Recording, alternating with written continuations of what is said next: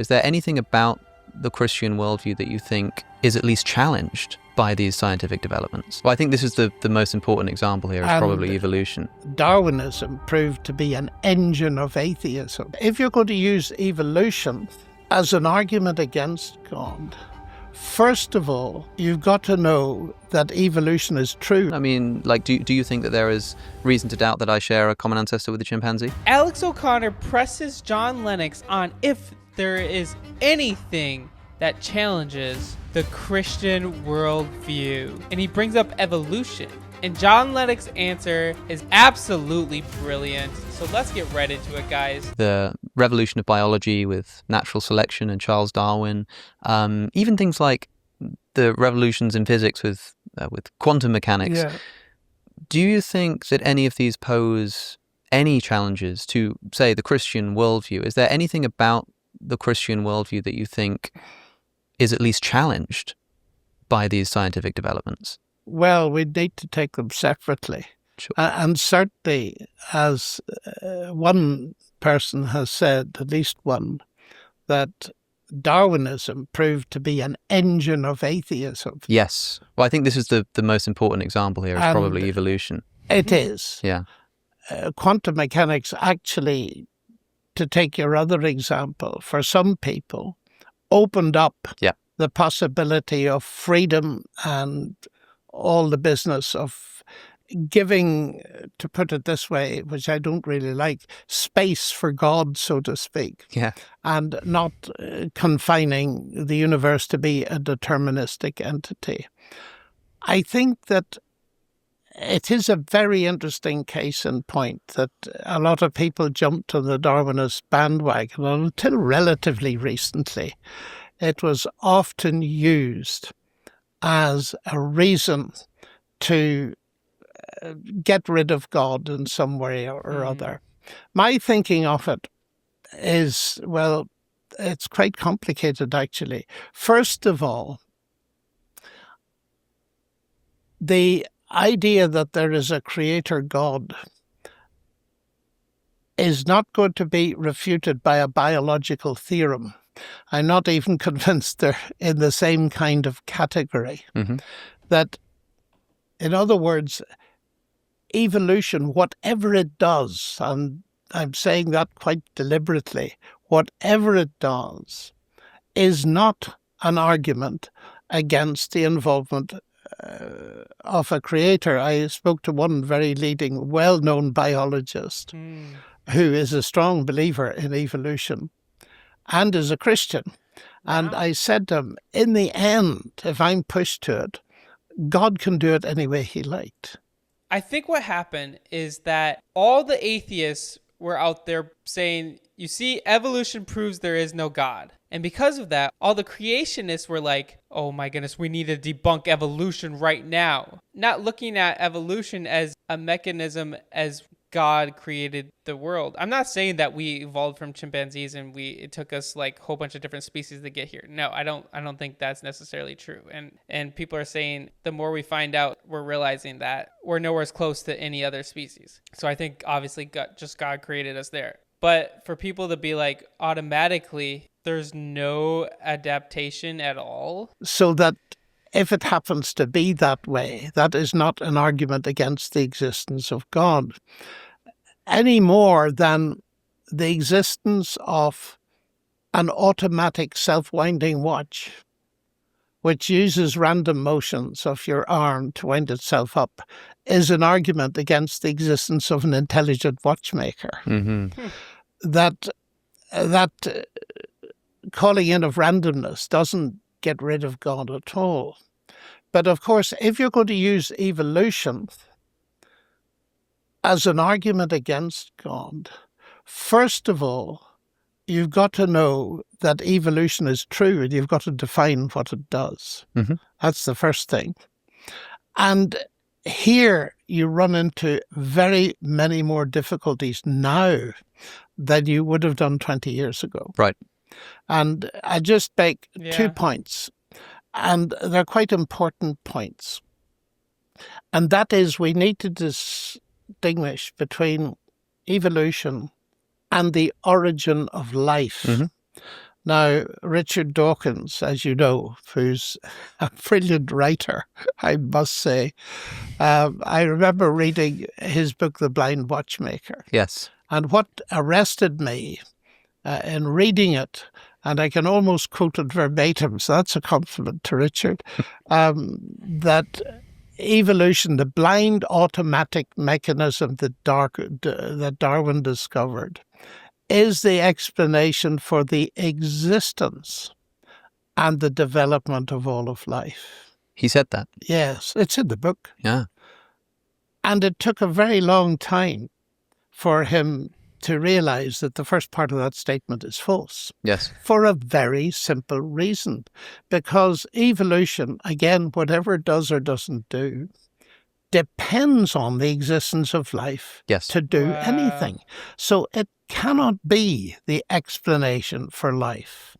Now, of course, people these days get round that by talking about chemical evolution and so on. That's nothing to do with mutation and natural selection, and we could go into that.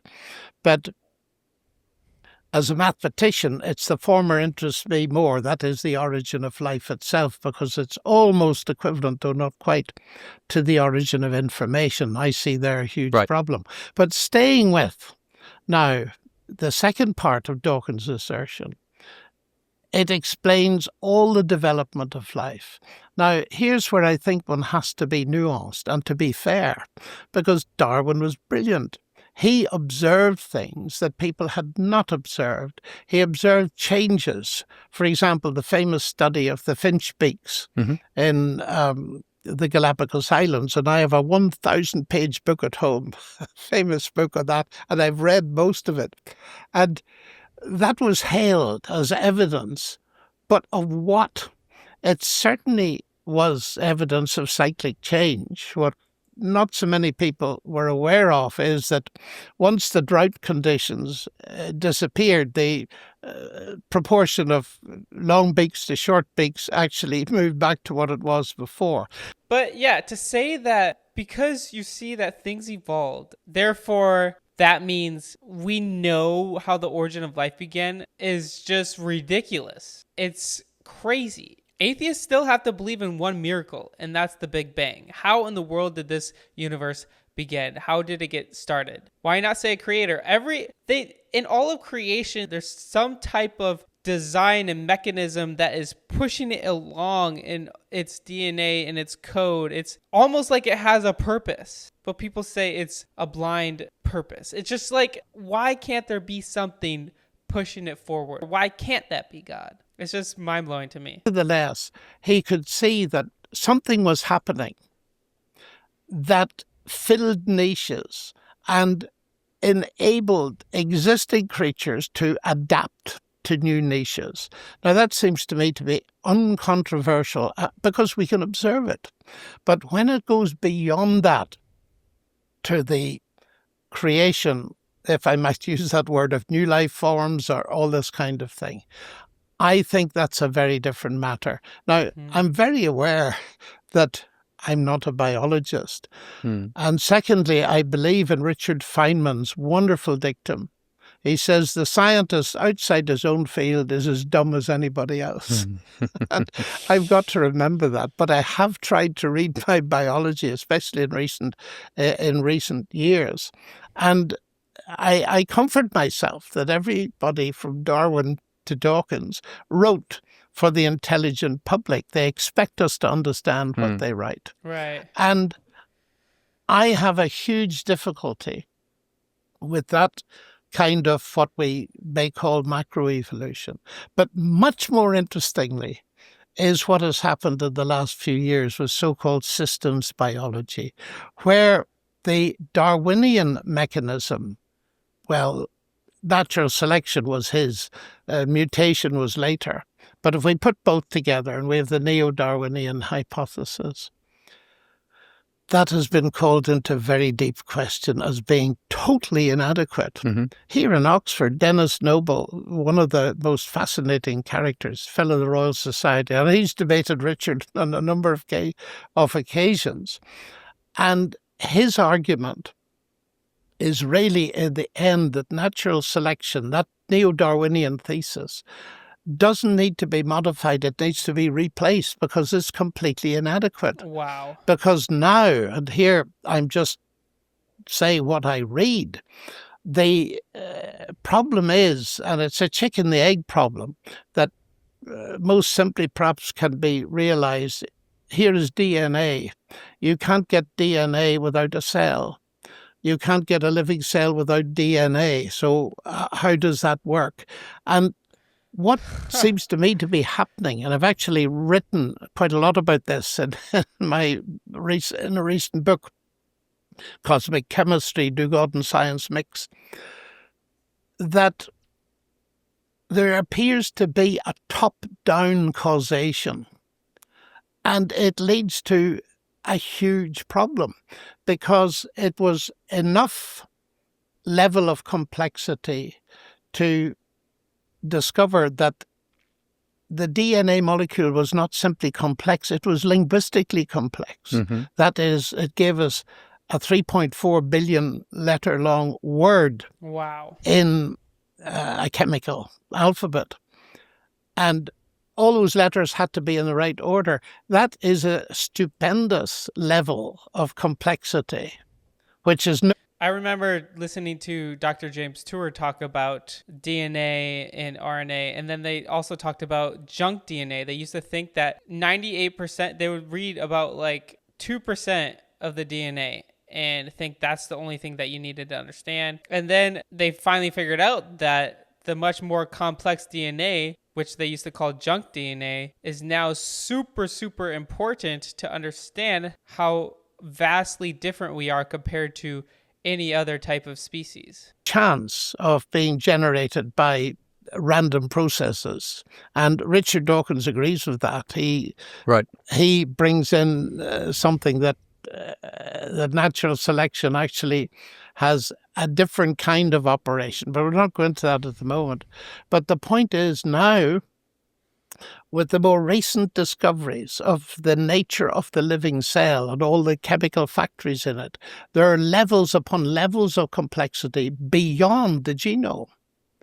And that just beggars into unbelief, the possibility that any known mechanism can produce that without the input of intelligence. Mm-hmm.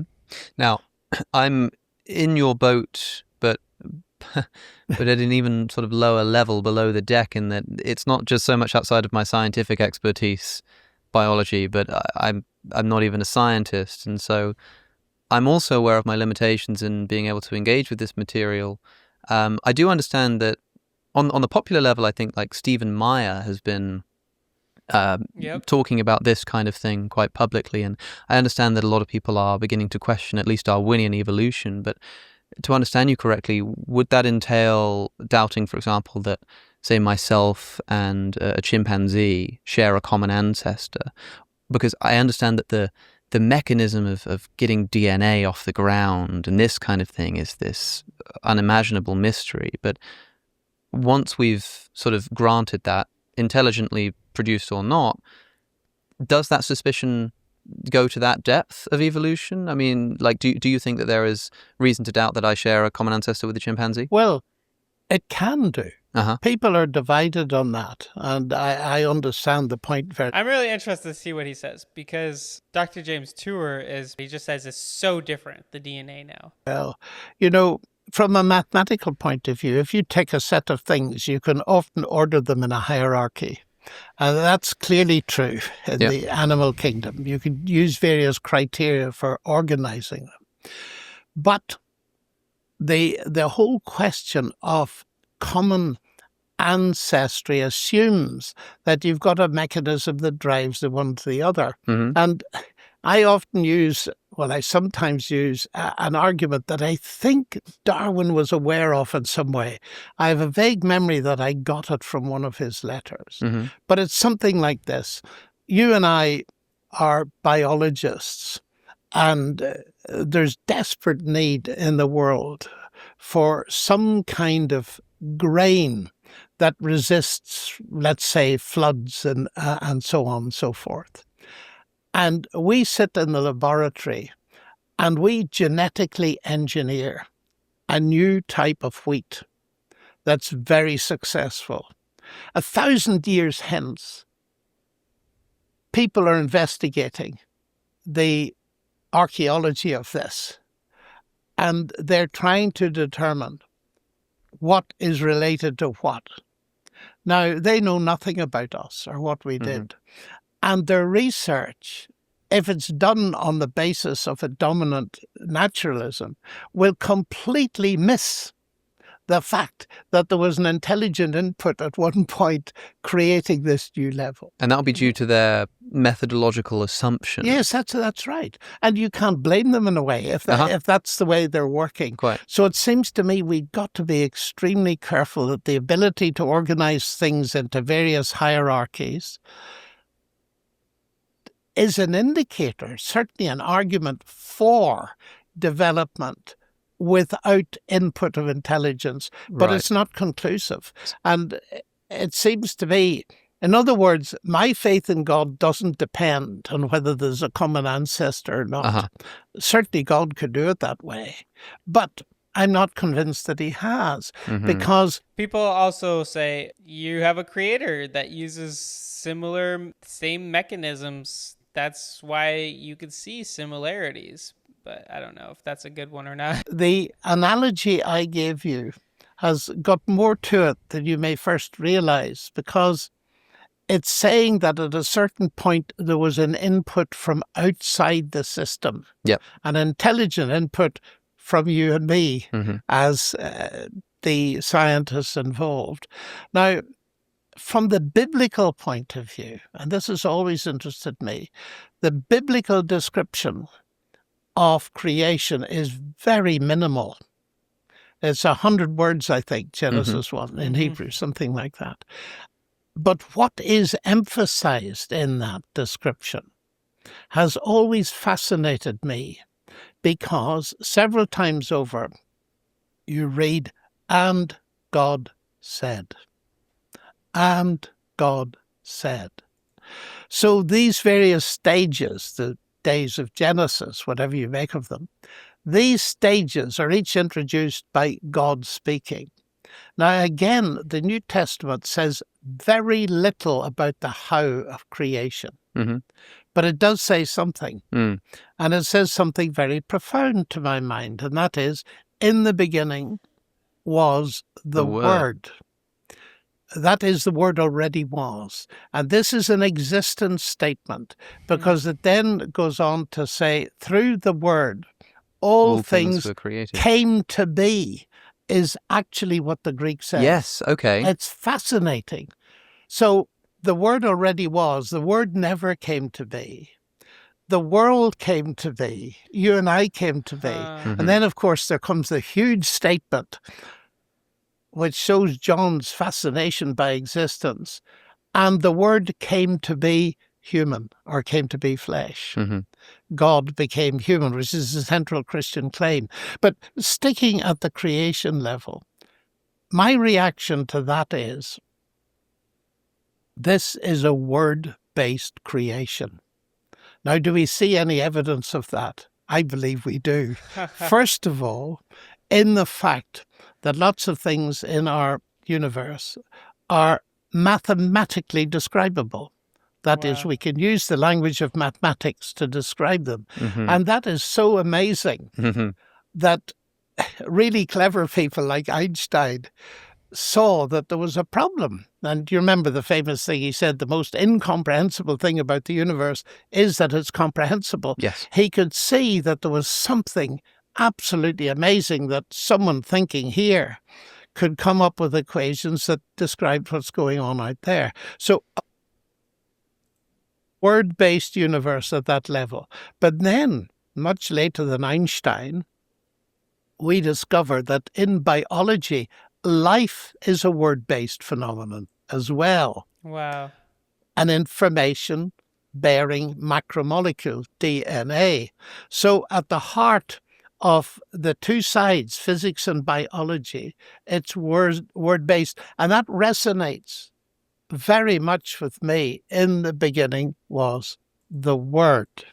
Wow. Absolutely amazing. John Lennox did such an amazing breakdown. He's so brilliant. I'm praying that God continues to use him and that God will keep him healthy. John 1:1 says, "In the beginning was the Word, and the Word was with God, and the Word was God. He was in the beginning with God. All things were made through him, and without him was not anything made that was made. In him was life, and the life that was light of men. The light shines in the darkness, and the darkness has not overcome it." So guys, shout out to Alex O'Connor and John Lennox. In the description below, you will be able to watch the entire video if you want to do that. And also, guys, if you've never decided to follow Jesus, I encourage you to do that today. In the description below, you'll be able to click a link to help you to decide to follow Jesus for the first time. I really encourage you to do that, guys. It will be the best decision you could ever make. You guys were created to have a relationship with the Father, and through Jesus is how you can do that.